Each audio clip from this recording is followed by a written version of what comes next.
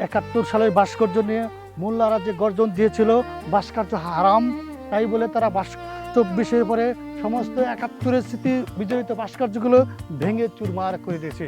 কিন্তু আজ আমরা দেখতে পাচ্ছি 24-এর আন্দোলনের পর সেই মোল্লারা যে জুলাইয়ের স্মৃতি উদ্দেশ্য করে যে ভাস্কর্য তৈরি করা হয়েছে সেই ভাস্কর্য নিয়ে তারা ছবি তুলছে, ফেসবুকে পোস্ট করছে, উল্লাস করছে, কিন্তু ভাস্কর্য বিরোধিতা করছে না।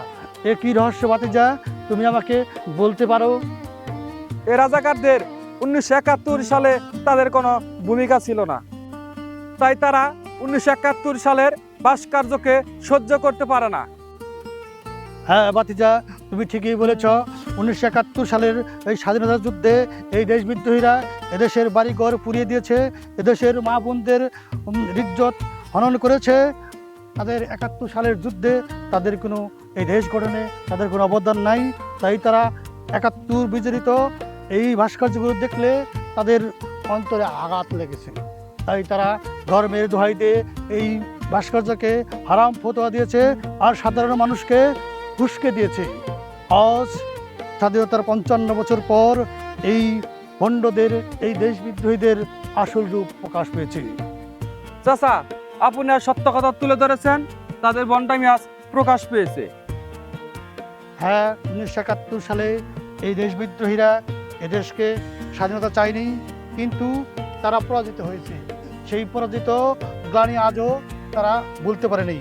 তাই পাকিস্তানের শাসক গোষ্ঠী বলেছিল যে আমরা এ দেশ থেকে চলে গেলাম, কিন্তু এদেশের যে বীজ রেখে গেলাম সেই বীজ 50 বছর পরে হলেও এই বীজ জাগ্রত হবে, আবার পাকিস্তানের জন্য মায়া কান্না করবে, আবার পাকিস্তানের জয়গান গাবে। কিন্তু স্বাধীনতার 55 বছর পর আমরা সেটাই দেখতে পেলাম।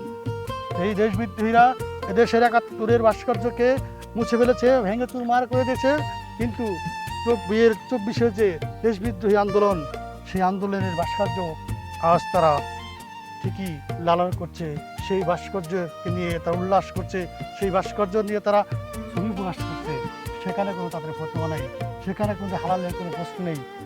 এটি বোঝা যায় ভাস্কর্য বিরোধী আন্দোলন যে আন্দোলন ছিল সেটা শুধু ভাস্কর্য বিরোধী আন্দোলন নয়, সেটা ছিল দেশবিদ্রোহী আন্দোলন। এটা ছিল দেশবিদ্রোহীদের আন্দোলন। তারা এই দেশকে মেনে নিতে পারেনি, তাই তারা 71-এর যুদ্ধকে মেনে নিতে পারে নাই।